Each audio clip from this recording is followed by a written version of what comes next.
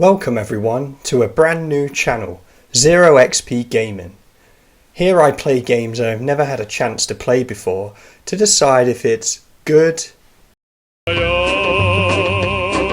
bad, What? What is this? What is it? Blood. or just a bit meh. In today's video we're going to be looking at Star Wars Jango Fett, an action shoot-'em-up style game from 2002. I remember seeing this game in my local game shop on many different platforms and was always nearly close to buying it, but it would always be due to a lack of no ability to play as a Jedi I would decide not to. Yeah, for some reason back then, if a Star Wars journey was not about lightsabers or force powers, then I simply didn't care. So strap in for a non-spoiler review as we go back and look at Star Wars Jango Fett.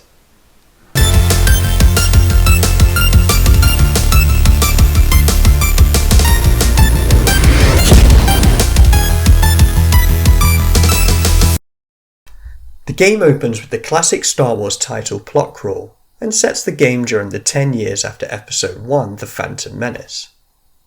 The plot focuses around, and I quote, a deadly cult group named the Bando Gora, which, if I'm honest, they just sound like an emo rock band from 2003. We play as Jango Fett, a bounty hunter who is earning his stripes as the most sought after bounty hunter in the whole of the galaxy. Dead or alive, Miko? I really liked the plot, but what I liked the most was seeing more of Count Dooku, which I think is a really good line to tread. You have to remember this game was released in November 2002, whilst Episode 2 hit the big screens in May of the same year. And I don't think from Episode 2 we get to know a massive deal about Dooku at all. This game gives him more screen time with the chance for you to understand more about his character arc. It gives Dooku way more depth as the main villain, which you care a bit more about than his introduction in Episode 2. I think this, along with the Clone Wars animated series, made him stand out way more than just the mainline films, which, if I'm honest, I didn't get huge villain vibes from, despite Christopher Lee portraying him as best he could. Join me, Obi-Wan, and together we will destroy the Sith. Without going too much further into the story, it does provide more depth into how and the reason for the clone army being built. If you just watch Episode 2 for the first time, Obi-Wan summarises everyone's reaction perfectly. The army? The game opens with Jango Fett embarking upon an assassination mission which acts as a tutorial to get used to the control scheme. The game controls equip Jango with a jump, dodge, and later jetpack mechanic, with the ability to control and pan the camera using the right analog stick. This mechanic was a big thing back in 2002 when the PlayStation 2 was still in its infancy, giving more control to the player. Through this you get a chance to experiment with the shooting, which allows you to auto and free aim. There is also a scanning mechanic which we shall get into later on. The shooting mechanics are in line with the times, the year the game was released, with the ability to lock onto enemies using the auto aim, which normally works based off the closest enemy to Jango. Jango is equipped with his iconic trademark dual-wielding blaster pistols, the Westar 34, which he uses religiously and I found myself using 85% of the time. These pistols deal a good amount of damage, are unlimited, and can be fired at a fast rate by trigger mashing. You can hold down the fire button and this will fire at a reasonable rate, but having the ability to fire as quick as you can really makes you feel like a bounty hunter having that itchy trigger finger. Combine the shooting with the roll and jump mechanics really did give me Tomb Raider vibes, especially with the free unlimited fire rate, which made me smile as I am a big fan of the original Tomb Raider series on PlayStation 1. You do have access to other weapons such as blaster pistols, explosives, and even darts. These weapons do only have a certain amount of ammo, and once it's gone, the game requires you to pick up the weapon again. I would say I use the darts on occasion, and the blaster rifles when experiencing large hordes of enemies, but the grenades are very clunky to use and they're not that quick. But again, the throwable grenades are a sign of the times when you compare them to other games released during this period. Нет. The enemy AI has two scales, very sensitive and very stupid, and I mean this in the nicest way possible. There would be times I would try sneaking around like a skilled bounty hunter would, and I would be seen, even when I was hiding around corners. Other times I would be stood in plain sight, and I may as well have been wearing an invisible cloak. This did remove the chance of being able to sneak my way through the game, and I found more times than less the enemies almost had a bit of a spider sense. So I opted for the gung-ho approach, which I think is the best way to play this game. The game is split into 6 chapters, each with around 3 levels combined, during which you'll be tasked in completing a main objective to progress the story, and side objectives which, you guessed it, require you to hunt down or capture more bounties. And this is where I have the biggest issue with the game. For each bounty you are required to use your scanner located within your helmet to confirm a bounty target.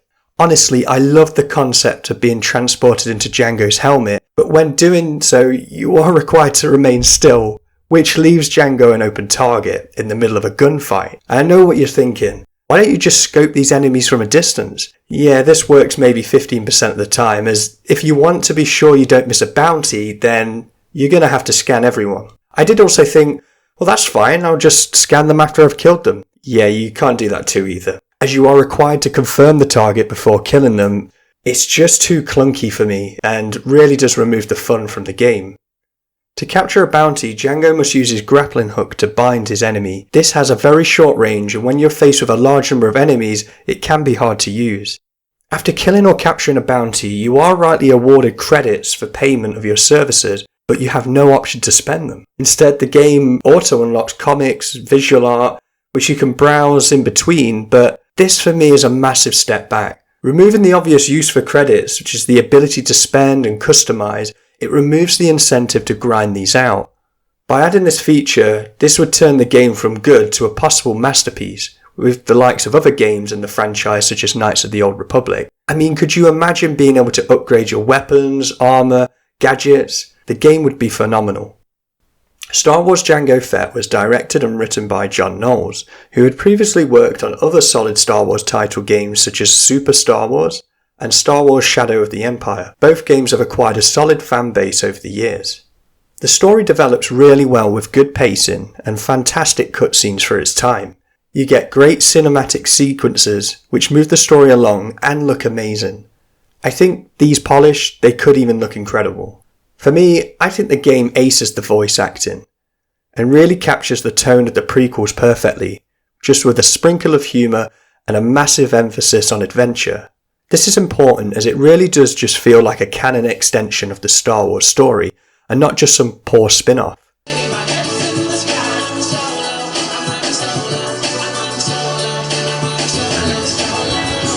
Very dramatic. To top this off, we are treated to the voice acting of the legendary Tamura Morrison, who plays Jango Fett and the clone troopers in the film, along with Liana Welsman, who also plays Zam Wesell in the Star Wars Clone Wars film. You've got to love Tamura Morrison. I think the performance that he delivers in this game and the films really is next level, and you see this reflect in all of his work. What I didn't know until writing this review was this game is a sequel to the comic Jango Fett Open Seasons, written by Hayden Blackman, which fits perfectly into the comic book unlockables I mentioned earlier. Blackman was also credited for his work in other massive Star Wars title games listed here. Overall, I think this is a good Star Wars game. It's by no means a masterpiece. Instead, it serves as a reminder to me as how creative Star Wars games used to be. Although the prequels received their fair share of criticism, you cannot ignore the amount of fan service LucasArts delivered to its fans during the span of all 3 movies. As a fan of the originals and the sequels, this game took me back to a much simpler time, not only being much younger in age, but in terms of the video game market. LucasArts released games for every Star Wars fan during this period. I mean, did you know that 34 Star Wars games released from 1999 to 2005? Yes, not all of them were good, but what a massive variety we got to play. So would I recommend this game? Yes, 100%. While it's not perfect, the story is great and the voice acting is solid. Combine that with a good variety of levels, it makes this an important part of the Star Wars story. So slap on some John Williams, kick back with your favourite beverage, and immerse yourself in the world of Jango Fett.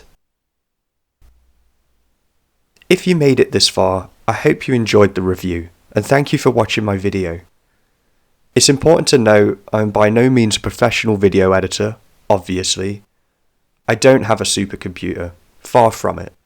I'm just an average 9-to-5 guy with a PlayStation. So if you enjoyed my video, please consider leaving a like and subscribing for future content. Thank you.